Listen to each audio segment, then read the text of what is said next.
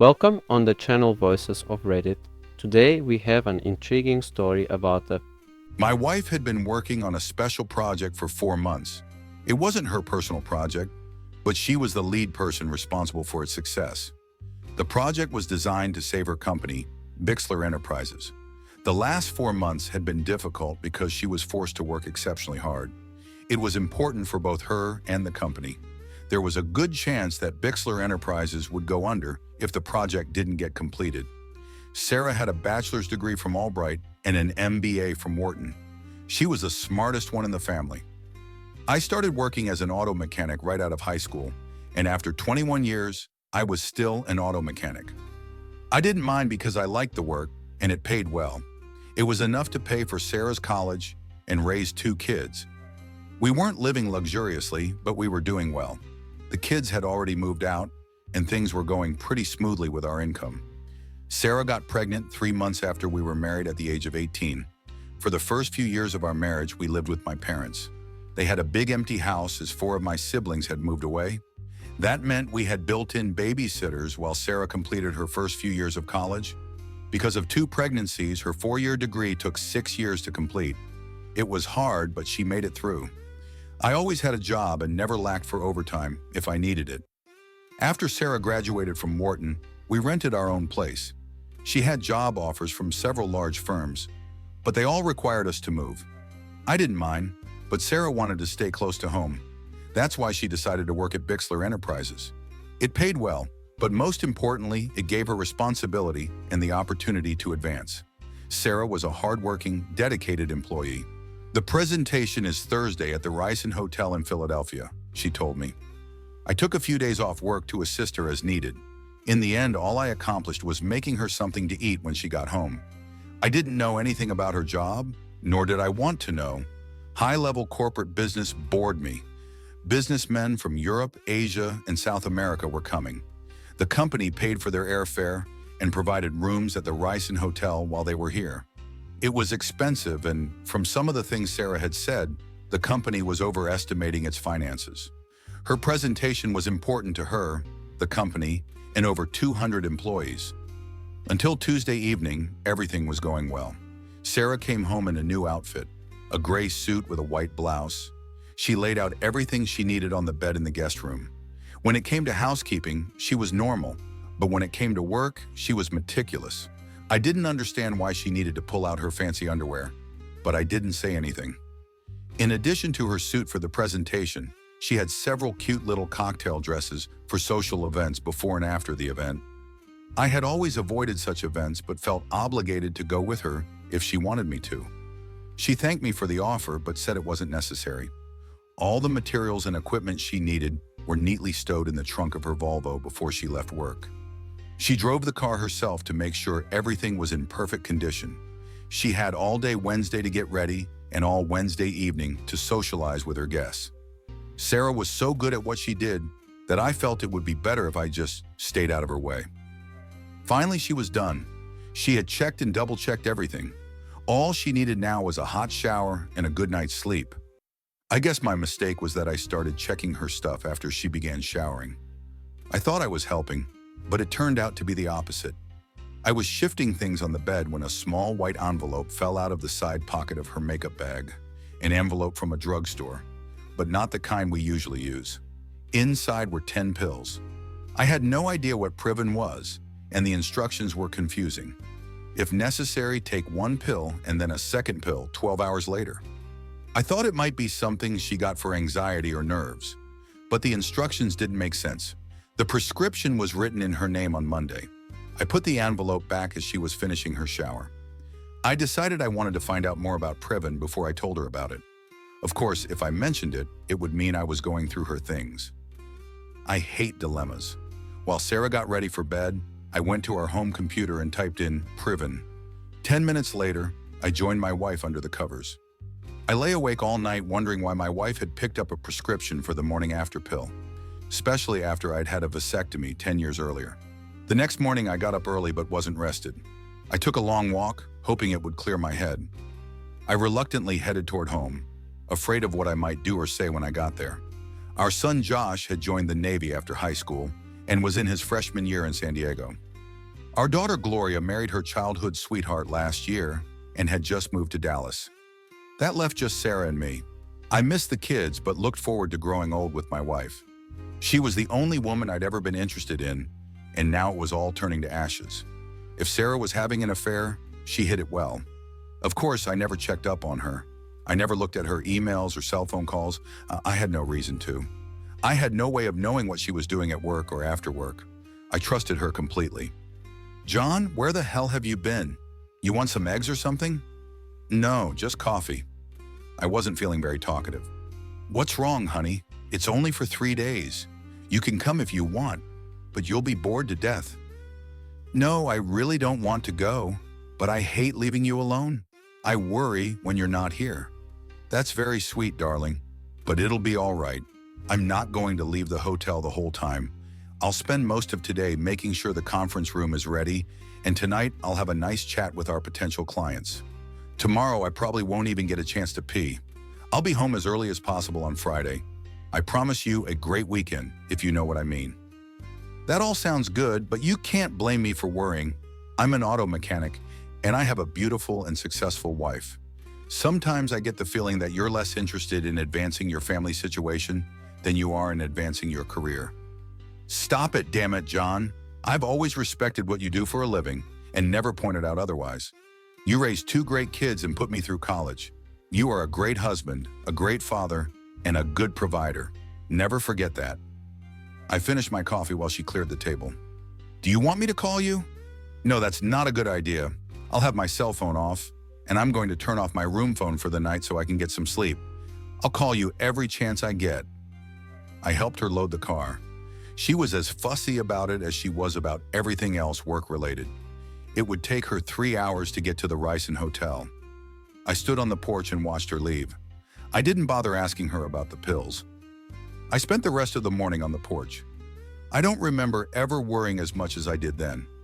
I felt small and insignificant. I felt out of my league. I was a small-town guy with a mediocre job and a successful wife. It was a mismatch. I should have noticed it earlier. I felt stupid. The best suit I had was a blue blazer and a pair of pants. At least I had a few ties, even if they were 10 years out of date. I had just finished getting dressed when the landline phone rang. "Hey, sweetie. I just wanted to let you know I got here okay. You had a good drive, I'm assuming." The traffic wasn't too heavy. "It was fine. I'll call you tonight. Now I've got to go. I'm in room 714. Sarah, I can be at my parents' or my brother's tonight if you want to call me on my cell phone, okay? I love you. Got to go." I took my time getting to Philly. I didn't go straight to the Ryson. I stopped first and got a steak and cheese. It promised to be a long night. I wasn't sure what I was going to do. I parked in the hotel garage and just waited. Sooner or later, I had to enter the hotel. I just couldn't decide when to do it. The ringing of my cell phone helped me make my decision. "John, I just wanted to let you know that everything is settled. I'm going downstairs now to meet some people and have dinner." "You didn't forget anything, did you?" "No, everything's fine. I've got everything in my room for tomorrow. Do you need anything?" "No, John, relax. I'm going to turn my phone off. I'll call you tomorrow morning, all right?" She chuckled. "Have fun." "It's not fun, John. It's work." I didn't look too out of place. The lobby, restaurant, and conference rooms were full of people, so I could remain inconspicuous. There was a cute little brochure that showed the layout of all the hotel rooms. I wandered through the different rooms and stopped at the walls, looking around at the crowd. I had no idea what I would do if Sarah saw me. I would find out if and when that happened. I found an event board that listed all the rooms that were being used by the various groups. Bixler Enterprises didn't have any rooms reserved for Wednesday night. I found this interesting. Sarah had said she wasn't going to leave the hotel, but now I wasn't so sure about that. There were 3 dining rooms: family, casual, and fine dining. Sarah wasn't a big fan of dining with kids, so I went to the casual room first. It only took 5 minutes to make sure she wasn't there. I had better luck in the gourmet lounge. It was a cozy little booth nestled in the corner, the kind of table people reserve to have a private rendezvous. Sarah was wearing a black cocktail dress with a deep neckline and pearls. She looked elegant, and her companion looked like he appreciated it. I knew a few of the people Sarah worked with, and he wasn't one of them. He was familiar to me, but there was no way I could remember him. There were plenty of free seats, so I had no trouble crossing the room. There were candles and small glass candlesticks on the tables. I blew mine out and told the waiter it was bothering my glaucoma. I ordered the usual chicken dish and made myself comfortable. The waiter poured my coffee for the third time. "Excuse me, the guy at the table across looks awfully familiar. Do you know who he is?" Sure, that's Malcolm Eugene Foote. He's a member of the town council. He's expected to run for Congress in the next few years." "Is that his wife with him? She's very pretty." "No, this is the first time I've seen her. He always uses that table for special ladies, if you know what I mean." I just smiled at him and asked for the check. I had never seen Sarah so sensual with a man before. She seemed to catch every word he said like he was God or something. They weren't doing anything inappropriate, but it wasn't platonic or businesslike. When I left, they were finishing their second bottle of wine. Now I understood why she had taken her fancy lingerie. I made myself comfortable in the corner of the lobby so I couldn't be seen. 10 minutes later, they walked out of the restaurant. She held his hand as they walked across the lobby to the elevator. I watched the floor indicators carefully. That the elevator stopped on the third floor was a good sign. It meant she hadn't taken him to her room. It was a bad sign when the elevator didn't go to the 7th floor. It meant she went to his room. Just in case I was wrong about something, I sat in the lobby and watched the elevator for an hour. People came and went, but Sarah was not one of them. I got my empty suitcase out of the car and walked up to the front desk. Even though I could prove I was her husband, I had a hard time getting a key card. They relented after calling the room, but no one answered. Finally, I was on my way to room 714 with the key card. I didn't even turn on the lights at first. I just sat in the dark room for over an hour. It wasn't hard to make sure she wouldn't come back to the room first. I packed all her clothes and personal belongings. I didn't leave anything behind. I checked the package of Previn. There were still 10 pills left in it. On the dresser, very neatly laid out, were all the items she would need for her presentation the next day. I began to fill the suitcase. There were 24 specially bound promotional folders and another 20 regular folders.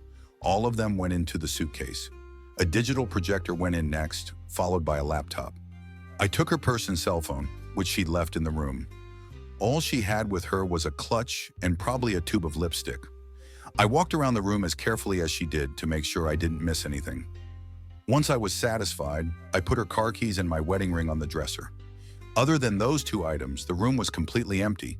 The elevator headed straight for the parking garage. I had no trouble carrying 2 suitcases, and 20 minutes later, I was on the expressway heading north. It was well over 3 o'clock in the morning. I had no idea it had been that long. An hour or two later, my cell phone rang. Caller ID showed it was the Rysons' phone number. "John?" "Yes. Where are you?" "I'll be at the house soon." That's all I said. It was quiet on the other end of the line. Salesmen have an old saying, "The first one to talk loses." It seemed like an eternity before she spoke. "John, I'm sorry." She didn't ask anything and just hung up. I turned my phone off. It was obvious that she had gone back to her room. Later that day, she was to give a presentation that would save her company and bring her a promotion. I put the suitcases in the attic of the garage. Sarah never went there and never thought to look for anything there. Of course, at this point, I'm pretty sure it didn't matter. First, I gathered all my clothes and personal belongings. Most men have their own tools. It's usually a requirement for the job. I stopped by the store, loaded mine into the Subaru, and picked up my last paycheck. By then, the banks were already open. I didn't have to do any fancy money and asset manipulation. I just withdrew all the money from my accounts. I had lunch in Hagerstown, Maryland. I had enough money to live on for a few years, but I knew I would be looking for a job very soon. Sarah and I were alike in that we both loved to work. I'm going to miss her. I killed a couple of hours in the Luray Caverns and rented a room near Wytheville. I had no idea what I was going to do. It was Saturday and I found myself sitting at the Chattanooga Aquarium, watching nature I had never seen before. I spent a few hours just relaxing and decided it was a good place to be. I bought a year pass to the aquarium, and by dinner time, I had a place to stay. It was a mobile trailer in a park, but it was furnished and cheap. I didn't need much. First thing Monday morning, I was going to get a job.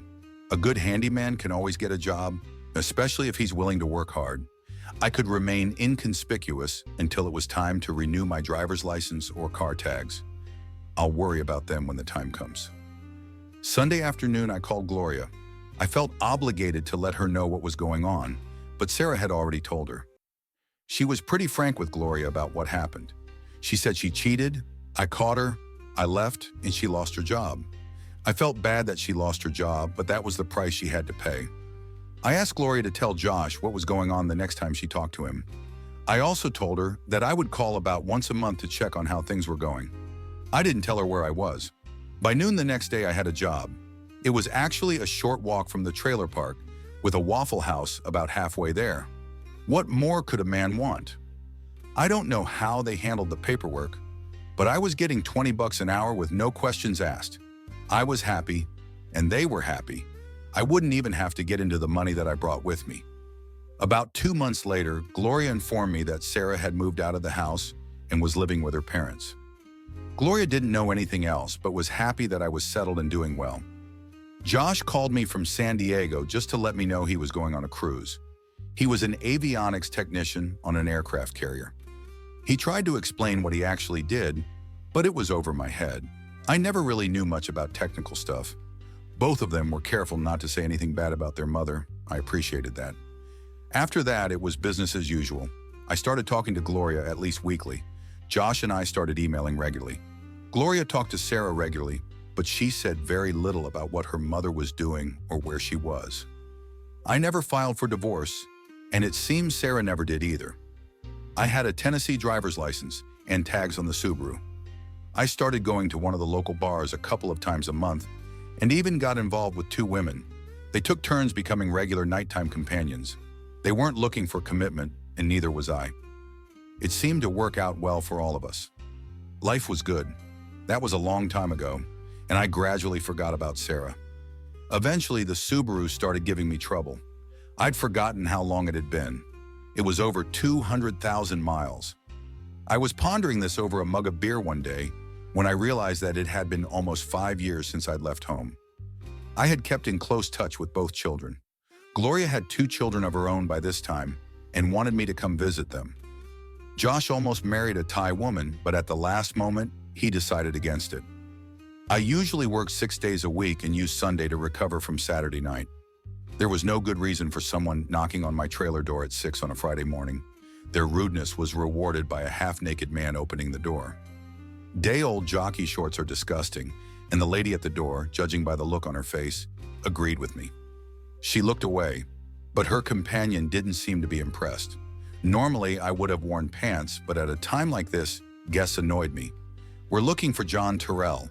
"I don't know you." "My name is David Simmons, and this is my wife, Mara. We have a problem, and we're hoping you can help us." "I'm so sorry, I don't work by moonlight. If you need something done on your car, you'll have to go to the store." This elicited several blank stares and finally a response. "It has nothing to do with your job. It's more of a personal problem. Can we come in?" The trailer inside looked like a mess. I rarely had guests, so I rarely cleaned it. Even my girlfriends insisted we go to their place. "Be my guest. Let me put on my pants real quick." As I entered the bedroom, I left the door open just to show them what a welcoming host I am. I also put on a shirt. "Would you like some coffee? It'll only take about 10 minutes. I moved some things off the couch so they could sit down. There was no answer to the coffee question. "We have an adopted daughter, 4.5 years old, who needs a bone marrow transplant, and we are hoping you can help us. We are willing to pay you if needed." "Buy my bone marrow?" "No, we want to use it, and we're willing to compensate you for any inconvenience." "I think you want to buy it." I was acting like a wise ass, and I suddenly realized these people were serious.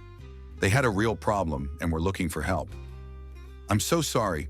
I didn't mean to interrupt. Please continue." "Our best chance of finding a donor is next of kin. You're our best hope." "Watch this. I don't mean to be a smartass, but I think you've got the wrong guy. When was your daughter born?" "She'll be 5 years old in July." Mara spoke for the first time, and she sounded sincere. "I hate to be the bearer of bad news, but I had a vasectomy 15 years ago. There's no way I could be her father." "Why was your name on the birth certificate?" "I can't answer that. Maybe you should ask her mother." That statement was met with silence. I felt sorry for these people, but I didn't know how to help them. What's the mother's name? Sarah Elise Terrell. I couldn't find the words. Maybe I shouldn't have taken those damn pills from her. Of course, then those people wouldn't have a daughter at all. I thought I was done with grief, and here it is again. Old memories of my wife having an affair with that damn Philadelphia politician. I was starting to forget it all, and now it was back. God damn it. I now understand and apologize for my rudeness and insensitivity. I will do everything in my power to help you. First of all, why can't Sarah get a bone marrow transplant? Medically, she can't. Why not? She's the mother. She has to be a worthy donor. Oh, she's a suitable donor, but she's too sick. The doctors refuse to even consider using her. Sick with what? She's dying of liver failure. She's got less than 6 months to live. This doesn't make any sense. She's always been in perfect health. Besides, I don't believe a diseased liver will prevent her from donating bone marrow. The hospital won't accept her signature on the consent form. Are you saying there's something wrong with her mind? They both looked at me in silence. They knew the answer, but didn't want to say it. At that moment, I didn't want them to feel even more awkward. 10 minutes ago, I didn't care about them, but now I felt like I had to protect them and help them. How did this happen? Could any of my kids help? Maybe, but we thought you were our best hope. Why don't you go after your father, your real father? We thought it was you. We have no idea who else it could be. Sarah didn't tell us anything about another possible father. In fact, she was in no condition to explain anything, Mara added. We got most of our information from the adoption agency. I had to get coffee and take a leak. Excuse me for a moment. I left my guest sitting there while I brewed the coffee. It only took a few minutes. While it brewed, I did a much-needed morning pee. I tried to be discreet. I'd embarrassed Mara enough already. Where do you live? Westchester, Pennsylvania. I'll make you a deal. If I tell you who your daughter's real father is, you have to promise me you'll pursue him relentlessly until you get what you want. What are you talking about? Your daughter's father is a prominent politician in Pennsylvania. He will, of course, deny everything and will probably provide you with legal documents to stop your efforts. If you agree to push hard enough to get him to admit that the child is his, you can shame him into getting a bone marrow transplant. That's what you want, right? Yeah, sure, but how do we do that? I don't know. I'm a mechanic. I work metal for a living. I think the best way would be to use television, radio, and newspapers. Politicians will do anything to avoid bad press. Do you have any friends who might be able to help? Well, now they were both smiling. I must have said something that gave them hope. I think we can do this. Who the hell is he? Malcolm Eugene Foote. He's running for U.S. Senate. I bet he'll do anything to avoid bad publicity. Coffee was ready, but David and Mara couldn't wait to get home. Before they left, I told them how to contact Gloria and Josh in case they needed them. I was sure they would help. I also had them tell me where Sarah was. I would most likely be in Pensacola before they even got back to Westchester. I got a haircut and bought a new shirt. Sarah was a cheater who had ruined my life, but I still wanted to look good when I saw her. It was another trailer, but this time it was a nice new double-wide. There stood her Volvo with a flat tire and a broken windshield. The woman who opened the door wasn't Sarah. She looked like she'd been through hard times. She was at least 45, maybe 50, and must have had a tough life. The lack of makeup didn't help, and she just looked worn. I didn't get a chance to open my mouth. Damned if it isn't John Terrell. I never expected to see you here. I had to use the old line. You're putting me at a disadvantage. Sherry Hart. Come on in, honey. Can I get you a beer? No, but thank you. I'm here to see Sarah. Sherry walked across the room and stopped at the buffet in the dining room. Here she is, John. Look all you want. Her hand pointed to a brass urn that stood in the middle of the empty buffet. I guess I was too late. I didn't move, just stood there staring at the container in front of me. Can I have that beer now? Sarah had moved to Pensacola after giving up her baby for adoption. She bought the trailer with the money she got from Bixler Enterprises after she was laid off. She had a profit-sharing 401k and vacation and sick leave. She eventually took a job at a local garment factory where she worked in the shipping department. That's where she met Sherry. Sherry rented a room from Sarah. Every dime Sarah earned went to booze. She started with wine and gradually switched to stronger, cheaper drinks. Eventually, she lost her job because of her drinking and was forced to use her savings. She never dated anyone or went out anywhere. Sherry stayed with her, paid her utilities, and bought food that Sarah would need. It took her over 3 years to drink herself to death. Amazingly, she had a will and left me the double-wide trailer and a Volvo. Sherry explained that Sarah was so upset about what she had done that she just gave up. She didn't try to prevent the pregnancy or even terminate it. The adoption had been arranged months before the baby was born. She never went back to work except for odd jobs she did poorly. Sherry said that Sarah didn't seem to have any ambition or purpose in life. Sarah talked about me a lot but was afraid to try to contact me. Gloria gave her my number, but she never called me. It was as if her one-night affair had hurt her more than it had hurt me. I was there for 2 weeks and then sold Sarah's trailer for $1 and got $3,000 for the Volvo. 2 days later, I was in Westchester visiting my new friends, David and Mara. Malcolm Eugene Foote resisted at first, but David and Mara turned the screws until he gave in. He insisted on DNA tests, which proved he was the father. To save face, he was more or less forced into a bone marrow transplant, which was successful. Malcolm's political career and family life did not fare well either. His decline in the polls was so rapid that the party replaced him with another candidate a few months before the election. His wife filed for divorce and was very public about it. Now I am traveling to Dallas to see Gloria and my grandchildren. I don't know how long I will keep Sarah with me, probably until I have someone to share her memory with.